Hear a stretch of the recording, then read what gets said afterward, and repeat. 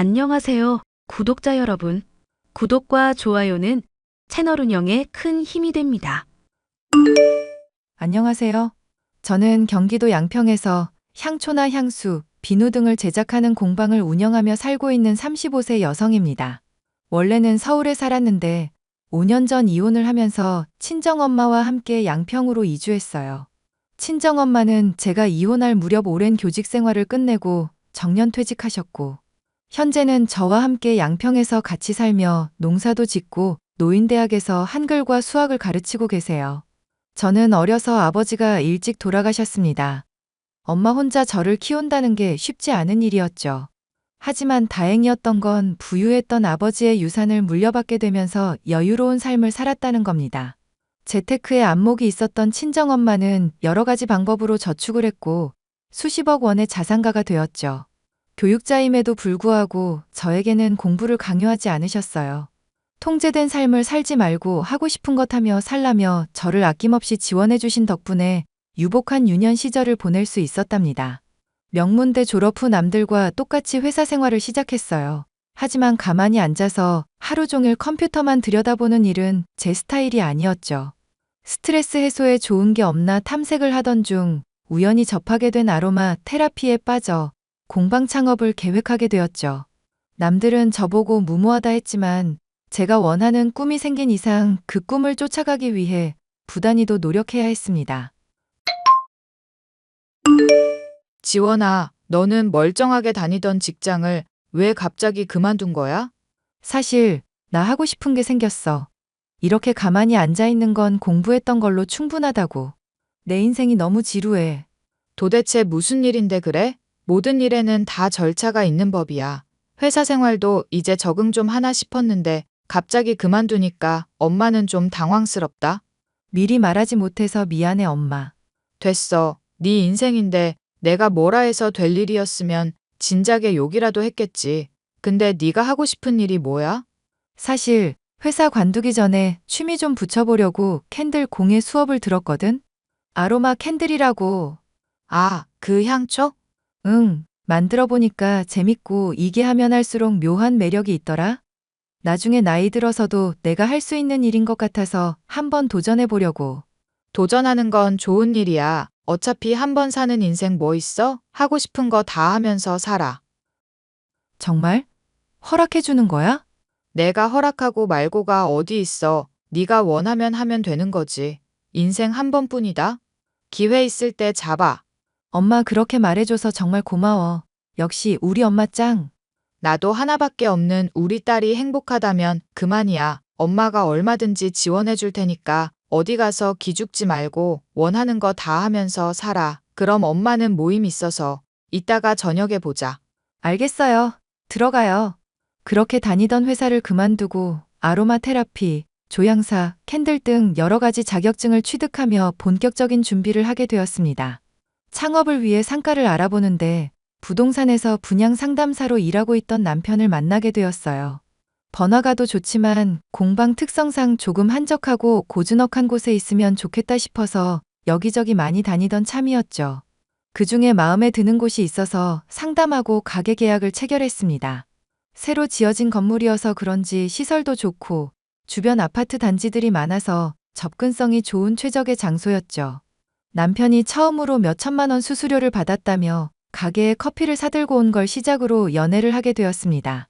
나이도 동갑이었던 데다 열심히 일하는 게 보기 좋았고 남편도 저를 보고 한눈에 반했다고 했었거든요. 남편은 고등학교를 졸업 후 군대를 다녀와 이렇다 할 직장에 다니지 못하다 우연히 분양 상담사 일을 시작했다고 합니다. 홀시어머니를 모시며 살고 있었고 경기도 김포의 30평대 아파트에 거주하고 있었죠. 2년 정도 불같이 연애 후 미래를 함께하기로 약속하고 양가 집안에 인사를 드리기로 했습니다. 인사를 드린 뒤 시어머니와 번호 교환을 했는데 아직 결혼도 안 했는데 매일같이 연락해오며 사사건건 참견질을 시작하셨어요. 시어머니는 아들 부심이 대단한 사람이었습니다. 이때까진 몰랐어요. 점점 어두워질 제 미래를 말이죠. 예, 전화를 했는데 받질 않는구나. 톡은 가능한 거냐?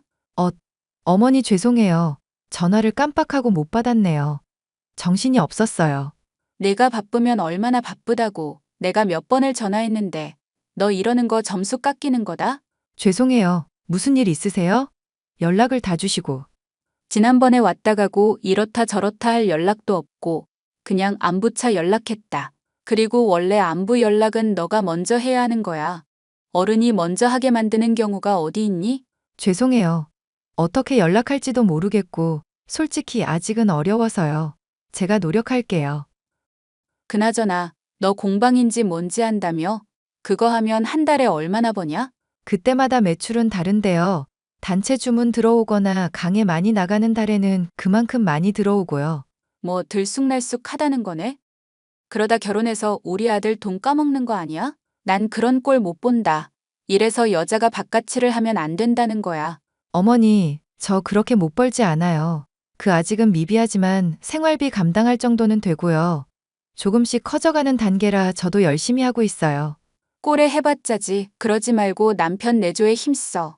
결혼하면 공방 그만두고 나한테 살림이나 배우던지. 어머니, 그렇게 말씀하시면 저 조금 서운해요. 그래도 대학 포기하고, 남들 다 만류하는 대기업 포기하고, 시작한 일인 만큼 자부심도 큰 거려 친정엄마도 하고 싶은 일 하면서 살라고 하셨고요. 그건 사부인이 뭘 몰라서 하는 소리야. 일찍 남편 여의고 드세게 살아야 했으니 너희 엄마는 그렇게 이야기하겠지. 어머니, 말씀이 조금 지나치세요. 그리고 요즘에는요, 옛날 사고방식 가지고는 못 살아요. 트렌드라는 게 있잖아요. 트렌드. 모르세요? 너 지금 나 가르치니? 누가 그런 거 모른대? 그래도 우리나라 정서가 있지. 여자가 바깥으로 싸돌아다니면 들어서래도 안 들어서고 집안이 휘청휘청하단다. 우리 아들 뒷바라지나 잘하렴. 그건 저희 부부가 알아서 할게요.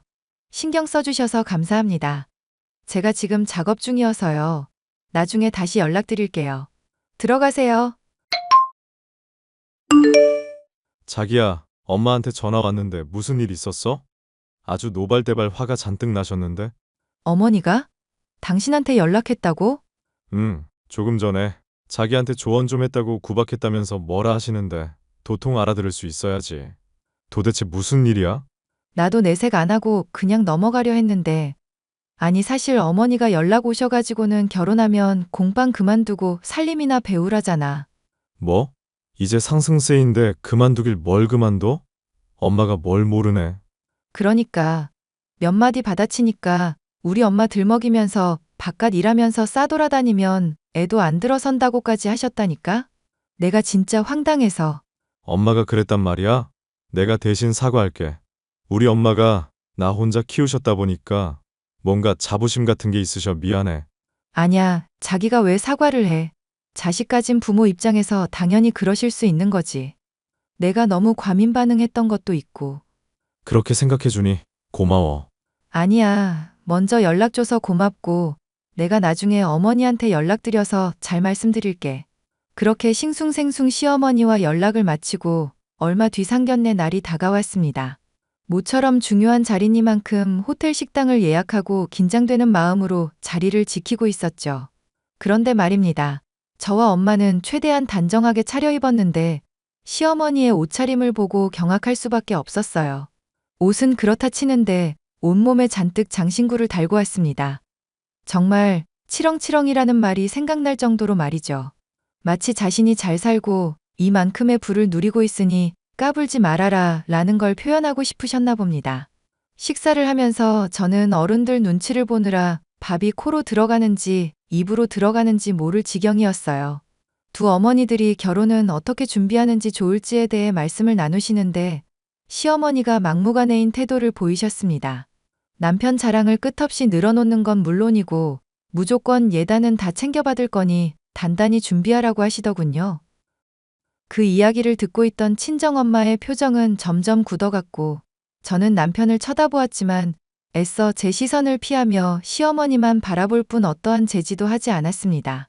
식사를 마치고 커피 한잔하며 본격적인 대화를 나누시는데 당장이라도 상견례 자리를 박차고 나가고 싶더군요. 식사는 입에 맞으셨는지요? 최대한 신경 써서 예약했는데 마음에 드셨을지 모르겠네요. 뭐 그럭저럭 맛은 있네요. 아까 했던 예단 말인데요. 요즘엔 현금 예단도 별도로 받는 추세인 거 아시죠? 아, 그럼요. 챙겨드릴 건 챙겨드리고 원하시는 목록 말씀해 주시면 준비할 수 있는 대로 준비하겠습니다. 사돈은 이야기가 잘 통해서 다행이네요. 그리고 아이들 신혼집은 저희 집 근처로 얻죠? 어차피 결혼하면 저희 집 분위기에 물들어야 하고 내 아들 밥해 먹이려면 살림부터 배워야 하니깐요. 네, 그건 아이들의 의사를 물어보고 결정해야 할 것 같습니다만. 물어보고 하고 말 것도 없어요. 살림 가르쳐 주면서 필요하면 지금 사는 집 팔고 그 돈 얹어서 나중에 큰 집으로 이사 가면 보태주고 합가할 생각입니다. 휴, 지금 합가라고 하셨어요? 저는 처음 듣는 이야기입니다. 아직 시간 많이 남았으니 차차 이야기하는 걸로 하죠. 그러죠 뭐. 사돈은 깨어 있으신 분이니까 알아서 잘 하실 거라 믿어요. 지금 말씀하시는 예단원 하는 대로 해드릴 테니까 대신 신혼집 해결해 주시죠. 네? 아니 여유 있는 쪽에서 집 마련하는 게 도리죠. 아시다시피 나는 여유가 없네요. 사돈이랑 세아가 입은 옷들 다 명품인 거 보니까 능력 되시나 본데 이참에 화끈하게 쏘시죠? 한쪽으로 기우는 결혼은 나중을 생각해서라도 좋지 않습니다. 차차 생각해 보자고요. 지금 당장 결론이 나지 않을 것 같으니까 아이들 통해서 의견 주고받읍시다. 그러죠 뭐. 일단 알겠습니다. 결국 두 분이서 한참 이야기하다 저희를 통해 말을 전달받기로 하고 서로 맞춰가며 준비하기로 합의했습니다. 시어머니의 고집스러움 때문에 상견례 자리가 조금 어수선하긴 했지만 잘 마무리되었습니다. 집으로 돌아온 친정엄마는 이 결혼 꼭 해야겠냐며 저를 나무라셨어요. 시어머니 표정도 그렇고 태도도 마음에 안 든다며 나중에 고생길이 훤히 보인다며 포기하라고 하시더라고요. 하지만 저는 남편을 사랑하는 마음이 컸기에 잘 살아보겠다고 친정엄마를 다독였습니다. 자기야, 내가 며칠 생각해봤는데 아무리 생각해도 어머니 너무 과하신 거 아니야? 우리 엄마가 뭘? 아니, 상견례 때도 그래. 우리랑 한마디 상의도 없이 신혼집은 시댁 근처로 해야 되고 예단도 다 우리 쪽에서 해야 되고 우리가 하는 결혼이지 자식 팔아넘기는 장사가 아니잖아. 내가 미안해. 정말 면목이 없어. 엄마랑 이야기 좀 다시 해볼게. 무슨 말을 해? 신혼집부터 합가까지 본인이 다 정해놓으셨던데 당신은 정말 아무것도 몰랐어? 한두 번 말하긴 했는데 난 농담인 줄 알고 그냥 흘려들었지. 그리고 말은 할 수 있는 거잖아. 말이 씨가 된다는 거 몰라? 지난번에 나 공방 그만두고 쌀림 배우라고 하셨을 때부터 알아봤어. 어쩜 그렇게 막무가내셔? 그렇다고 말을 그렇게 해? 다른 사람도 아니고 우리 엄마야. 당신 시어머니 될 사람이라고. 우리 엄마가 지금까지 고생했으니까 여유 있는 며느리 만나서 팔자 좀 펴보려고 한 소리 하신 거지 뭐. 그냥 웃어넘기면 되지. 이게 웃어넘길 일이야? 다른 것도 아니고 결혼 문제야. 나도 당신이랑 이렇게 싸우기 싫어. 그건 나도 마찬가지거든. 그런데 이런 식이면 난 결혼 못해. 당신이 약속하면 몰라도. 무슨 약속? 결혼하고 나서 금전적인 문제나 합가 관련 문제로 언쟁하거나 무슨 일이든 간에 의논 없이 일방적으로 통보해서 피해보는 일 생기면 가차없이 이혼 고려할 거야. 뭐? 이혼이 그렇게 쉬운 건 줄 알아? 결혼하기도 전에 이혼 이야기라니. 너무 급발진하는 거 아니냐고. 내가 급발진하기 전에 당신이 채비했으면 이러지도 않았지. 아무튼 약속되지 않으면 난 이 결혼 추진 못해. 알겠어? 알겠어. 내가 미안해. 말 많고 탈도 많았던 결혼 준비를 우여곡절 끝에 마치고 많은 축복 속에 결혼식을 올렸습니다. 시어머니가 원하시는 대로 제 공방 근처에 신축 아파트로 마련했습니다. 친정엄마의 도움으로 대출 없이 집을 마련했지만 혹시 모를 상황에 대비해 남편에게는 대출 끼고 샀다고 거짓말을 해두었죠. 그리고 세금 문제로 혼인신고를 6개월 뒤에 하기로 했습니다. 하도 시어머니가 닥달하는 상황에 한두 번은 주말마다 시댁에 갔지만 문화센터에서 강의를 시작해 주말에도 여유가 없어졌어요. 그랬더니 시어머니가 짐을 싸들고 신혼집에 쳐들어오신 거 있죠? 막무가내로 살림을 가르쳐 주겠다며 수시로 왔다 갔다 하겠다며 통보하시고는 정말 한 번 오면 며칠씩 있다 가셨습니다. 차로 20분이면 가는 거리라 정말 가까운데 굳이 왜 이러나 싶었죠. 그 와중에 남편이라는 놈은 시어머니가 불편하지 않겠냐며 자기 멋대로 남는 방에서 생활하라며 허세까지 부렸습니다. 시어머니는 이때다 싶었는지 조금씩 짐을 옮기기 시작했고 저희는 합가나 다름없는 생활을 하게 되었죠. 새벽부터 일어나 시어머니의 밥상을 차리는 건 물론 늦게 퇴근해도 밥을 차려드려야 했고 온갖 뒤치다꺼리를 해야 했답니다. 신혼집은 친정엄마가 제 명의로 해주신 집인데 남편과 시어머니가 마음대로 구는 모습에 결국 참던 화가 폭발하고 말았죠. 남편과 심하게 다투게 되었고 시어머니는 그런 저를 나무라며 노발대발하셨어요. 하늘 같은 남편을 모시고 살아도 모자란데 어디서 소리치냐며 잔뜩 혼을 내시고는 제 뺨까지 때렸습니다. 제가 맞고 아무것도 하지 못하고 멍하니 서 있자 놀란 남편은 시어머니를 뜯어말렸고 시어머니는 시댁으로 가셨어요. 남편은 며칠 동안 제 눈치를 보며 살았습니다. 제가 아무 말도 하지 않고 있어도 없는 취급을 해버렸거든요. 하지만 금세 화해하고는 예전과 같은 사이로 지냈어요. 다음 주에 우리 엄마 환갑인 거 알지? 뭐 해드릴지 고민인데. 아, 맞다. 장모님 환갑이시지? 호텔 식당 예약해서 밥 먹고 용돈도 적당히 드리면 되지 않을까? 아, 그것도 좋겠다. 생각해둔 곳 있어? 프리미엄 호텔 어때? 조금 가격대가 있긴 한데 날도 날이니만큼 모시고 한번 다녀오자. 가만 생각해보니까 용돈을 따로 드리기보다 이번에 친구들이랑 여행 가신다는데 여행 비용을 좀 보태드릴까? 그래, 그것도 좋은 방법이지. 그럼 내가 호텔 예약할게. 요즘 자기가 연애할 때처럼 잘해줘서 내가 기분이 좋네. 이렇게 우리 엄마 생일도 신경 써주고. 당연히 사위로서 해야 할 일이지. 다른 사람도 아니고 장모님인데. 안 그래? 그렇게 생각해줘서 고마워. 나도 어머니 생신 때 좋은 거 하나 해드려야겠다. 그럼 고맙지. 일단 나 일하는 중이니까 예약하고 알려줄게. 이따 집에서 봐. 얘, 너 이번에 너네 엄마 생일에 호텔 식당 가서 밥 먹기로 했다며? 네 엄마는 곧 죽을 양반이 무슨 환갑잔치를 한다니? 네? 지금 뭐라고 하셨어요? 그리고 잔치 안 하고 그냥 식사만 하기로 했어요. 어머니도 그날 같이 가세요. 됐다 해. 난 어디 가서 그렇게 돈 헤프게 안 쓰고 다녀. 그거 다 우리 아들이 힘들게 번 돈으로 하는 거 아니냐? 아니에요, 어머니. 제 돈으로 하는 거고요. 그이는 꽃다발 하나 사오기로 했어요. 그게 그거지 뭐. 어휴, 그럴 돈 있으면 사위 사업자금이나 대주지 쯧쯧. 네 엄마 참 이기적이다. 어머니, 그런 거 아니라니까요. 잔치는 무슨 잔치예요. 어디서 무슨 이야기를 들으셨는지 모르겠지만 그냥 간단한 식사 자리예요. 어디서 말대꾸야. 내 시어머니는 지금 혼자 밥 먹고 있는데 누구는 호텔 식당에서 밥 먹고 아주 세상 꼴 잘 돌아간다. 그러니까 그날 어머니도 같이 가시자니깐요. 왜 이렇게 제 말을 안 들어주시는 건데요?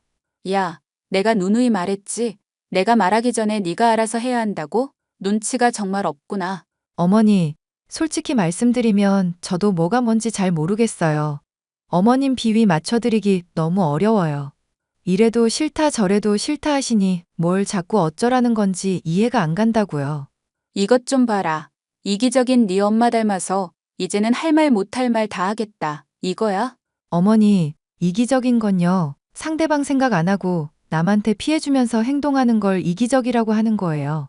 저나 저희 엄마가 무슨 행동을 했길래 어머니한테 이런 말을 들어야 하죠? 와, 이거 무섭네. 야, 이기적인 년아. 내가 그런다고 쫄 줄 알아? 시어머니를 우습게 봐도 유분수지. 너 당장 시댁으로 튀어와. 어머니, 진짜 이기적인 게 뭔지 보여드릴까요? 한번 해봐요? 그래, 어디 해볼 테면 해봐라. 웃기지도 않네, 진짜. 네, 알겠습니다. 진짜 이기적인 게 뭔지 보여줄게요, 어머님. 뭐? 자기야, 내가 참아야 해? 아, 또 무슨 일이야? 어머님이 다짜고짜 연락하셔서 자기는 혼자 밥 먹는데 엄마 생일에 호텔 식당 간다고 나한테 엄청 뭐라 하셨어. 곧 죽을 사람이 무슨 환갑잔치냐시던데? 이게 정상적인 사고로 할 말이야? 아니, 말을 왜 그렇게 해? 엄마가 서운해서 그러셨나 보지. 당신이 너무 예민하게 받아들이는 거 아니야? 저걸 보고도 그런 말이 나와? 산 사람 보고 곧 죽을 사람이라느니 무슨 말을 그따위로 하시냐고. 그리고 호텔 식당 같이 가자고 말씀드리니까 제대로 대답도 않고 나한테 뭐라 하시기나 하는데 내가 뭘 더 이야기해야 하는데? 아, 제발 성격 좀 죽이고 살자. 나도 이제는 지친다 지쳐. 엄마나 당신이나 제발 성격 좀 고쳐라. 아, 어이없네. 이럴 거면 당신 멋대로 살지 왜 나랑 결혼했어? 뭐? 무슨 소리를 하는 거야? 알아듣게 이야기해. 솔직히 당신 어머님 편만 들고 내가 어머님 잘잘못 따지면 화내잖아. 아니, 그럼 너는 며느리가 엄마 욕하는데 가만히 듣고 경청해야 돼? 뭐 어이구 그랬어? 이러면서 맞장구 쳐줘야 하냐고. 엄마 욕 듣는데 기분이 좋을 리 있겠냐? 욕이 아니잖아. 그리고 어머님이 나한테 하신 건? 그건 욕 아니냐고. 아, 답답해 죽겠네. 내가 더 답답하거든. 당신이 이렇게 중간 역할 못하니까 어머니가 자꾸 나 우습게 보는 거야. 그래서 뭐 어쩌려고? 계속 이런 식이면 당신한테 기댈 수가 없잖아. 그럴 거면 그냥 어머니랑 살아 나랑 살지 말고. 지금 이혼이라도 하자는 소리야? 사람이 왜 이렇게 예민해? 그래, 이혼하자. 난 더는 못 살겠어. 우리 이혼해. 그렇게 저는 남편과의 결혼 생활을 더 이상 유지할 수 없다. 판단되어 변호사 사무실을 찾아갔습니다. 솔직히 혼인신고를 하지 않아서 이혼이라고 할 것도 없지만 이왕 이렇게 된 거 잘잘못을 따지고 싶었습니다. 6개월이 채 되지 않는 시간 동안 기가 다 빨렸고 결혼하며 손해본 금전적인 부분을 돌려받기 위해 소송을 준비하기로 했어요. 혼인신고를 하지 않았지만 결혼식도 올렸고 사실혼 관계나 다름없기 때문에 상대방에게 과오의 책임을 물어 위자료를 받을 수 있다고 했습니다. 며칠 뒤 소송을 준비하는 과정에서 남편이 사업을 구상하고 있다는 핑계로 거액의 대출을 받은 사실과 바람까지 피우며 상간녀에게 돈을 퍼다 나르고 있는 정황을 포착했습니다. 심지어 제3금융권에서 대출도 받았더군요. 남편의 휴대폰으로 모든 증거를 모은 뒤 모든 준비를 마치고는 이혼을 통보했습니다. 남편이 출근한 틈을 타 이삿짐 센터를 불러 남편과 시어머니의 짐을 모조리 시댁으로 보내버렸어요. 아니나 다를까 시어머니가 연락을 해오더군요. 아니, 세아가 세상에 이런 경우가 어딨니? 부부 싸움을 좀 했기로서니 이따위로 행동하라고 누가 가르쳤어. 너 친정에서 이렇게 가르치던. 아, 말씀 잘하셨어요. 저 엄마한테 배운 거 써먹는 중인데요. 제가 받은 만큼 돌려주려고요. 뭐? 너 지금 그게 무슨 소리야? 우리 아들 집에서 발 뻗고 편하게 사는 주제에. 너 지금 당장 튀어와. 제가 왜요? 왜 그래야 하는 거죠? 우리 아들 집이요? 여기 제 이름으로 된 제 집이에요. 그럴 리가 없는데? 그럴 리가 없긴요. 대출 껴서 샀다고 뭐 그런 거 들으신 모양인데 그이 돈 들어간 거 하나도 없고요. 대출 없이 저희 엄마가 사준 제 집이에요. 아시겠어요? 하, 참나.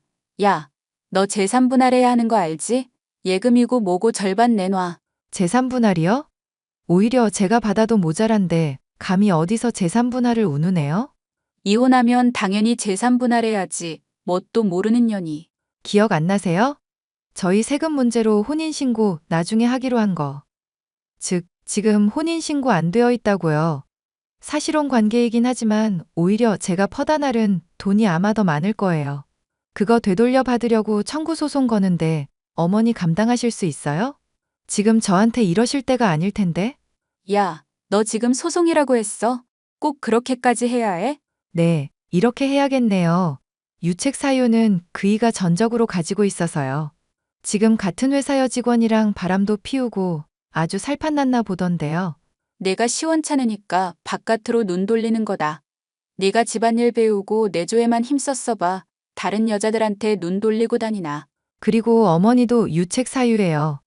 뻑하면 신혼집에 쳐들어와서 이거 해라 저거 해라 스트레스 다 주고. 고부 갈등이 왜 생기는 줄 아세요? 자기 아들만 잘난 줄 알고 며느리 미워해서 시세 마느라 생긴 거래요. 참나. 그럼 귀한 아들 꼬셔서 나한테 뺏어갔는데 네가 죄인이지. 평생을 끼고 살았는데 하루아침에 뺏긴 기분을 네가 알아? 아, 그러셨어요? 그러니까 두 분이서 오순도순 살게 도와드릴 테니까 여생 함께 잘 사세요. 뭐? 이럴 순 없어. 나랑 이야기 좀 해. 더 이상 할 말 없어요. 한 번만 더 연락하면 경찰에 신고하고 그나마 선물해준 외제차랑 현금에단 다 돌려받을 거니까 닥치고 사세요. 아, 아니, 아가야. 그렇게 남편이 매일같이 찾아와 무릎 꿇고 비는 탓에 소송은 취하하기로 했습니다. 말끔히 짐을 챙겨서 나가는 조건으로 원만한 합의를 했고 대신 상간녀 소송을 진행했죠. 상간녀로부터 3천만 원의 보상금을 받게 되었고 그동안 여기저기 대출을 받은 남편은 외도 사실이 소문나 회사에서 권고사직을 당하는 바람에 실업자가 돼버렸습니다. 2억 원이 넘는 빚을 갚아야 했고 가지고 있던 외제차, 시댁을 팔아 겨우 절반을 갚았다고 하네요. 막노동이나 아르바이트를 전전하며 달에 200이 넘는 빚을 갚고 있다는데 제가 알기론 월급이 250 정도밖에 안 되는 걸로 알아요. 이후에도 시어머니가 도와달라며 친정집까지 찾아왔으나 저는 매몰차게 행동했습니다. 법원에 접근 금지, 통신 제한도 걸어버렸어요. 신혼집도 대충 정리하고 부동산에 내놓아 버렸습니다. 그 뒤로 서울에서의 생활을 청산하고 친정엄마와 함께 양평으로 이사를 했답니다. 공방은 홍보도 하고 점차 입소문을 타게 되면서 월 매출 1,000만 원 가까이 벌게 되며 조금씩 성장해 나가고 있습니다. 기업 강의도 나가고 플리마켓도 하고 협회 초빙 강사로도 활동하게 되면서 앞으로는 더욱더 승승장구할 예정이고요. 이혼이랄 것도 없지만 이별의 아픔을 어느 정도 극복하면 마음 맞는 좋은 사람도 생겼으면 좋겠네요. 제 기막힌 이혼 사연은 여기까지입니다. 어떠셨나요? 사람이란 무릎 가진 것에 욕심내지 말고 주어진 상황에 맞춰 살아야 한다는데 뱁새가 황새 쫓다 가랑이 찢어진 꼴이 되고 말았네요. 저도 항상 겸손한 마음으로 사람들에게 베풀며 인생을 살아가 볼까 합니다. 이런 제 사연에 공감이 되셨다면 응원의 댓글 부탁드리겠습니다.